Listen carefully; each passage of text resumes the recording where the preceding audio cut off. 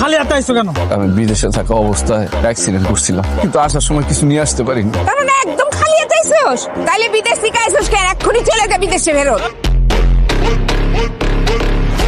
আমার তোমার বউ আমার মায়ের এনে চলে যেতেছে, ওরে ফিরাও ফিরাও মা। আমি ফিরামু কেন?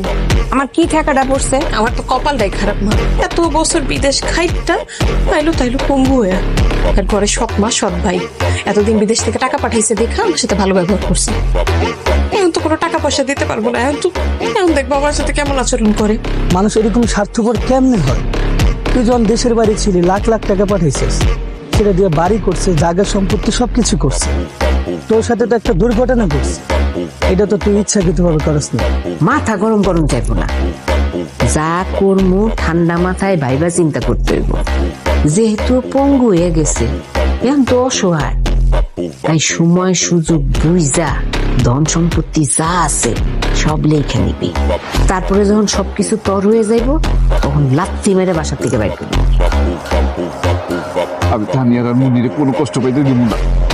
আমার একটা মাত্র সুযোগ দেন, আপনি একটু তানিয়ারে বুঝায় করলাম না। মাতানিয়া, জামাই বাবা যেটা তোর বলতেছে, আমার মনে হয় তোর যাওয়াটা উচিত। আর ঘরে যায় কাম নাই, তোমরা বরঞ্চ রাস্তায় যাইয়া ফুল ফ্যামিলি ভিক্ষা করো গিয়া, তাইলে তোমাকে লিগে ভালো হইব। আমাকে খাওয়ানোর টাকা কি তোমার কাছে নাই? তুই বিদেশ থেকে টাকা পাঠাইছস, এই টাকা দিয়ে তো বাড়িঘর ঠিক করছি, সংসারের খরচ, তোর বউ বাচ্চার খরচ, এগুলা খরচ করতে করতে তো সব টাকা শেষ হয়ে গেছে। তোর কোনো টাকা পয়সা আমি জমাইতে পারি নাই।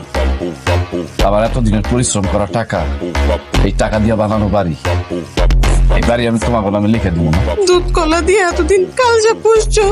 এই একদম চুপ, আর একটা কথা কই না, তাইলে কিন্তু একদম শেষ করে ফেলাম।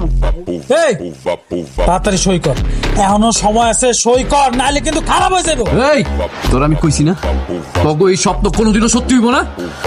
ঠিক আছে, এমনিতে যেহেতু তুই মানবি না, মা কার ধাক্কা দিয়ে বাড়ি থেকে বাড়ি করে দাও।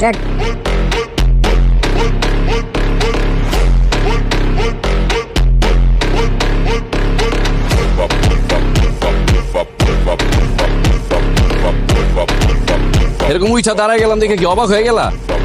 অবাক হওয়ারই তো কথা, যে এরকম একটা পঙ্গু, এরকম একটা লুলা মানুষ কিভাবে উইঠা দাঁড়ায় গেল। আসলে পৃথিবীতে যার দুটা পা নাই, সে হইল পৃথিবীর সবচেয়ে অসহায় মানুষ। আর আমার তো শুধু পা না, আমার তো মেরুদণ্ডটাই নেই। সবুজ, তুই না পঙ্গু, তোর না ঠ্যাং ভেঙে গেছে, তুই দাঁড়াইলি কেমনে? আম্মা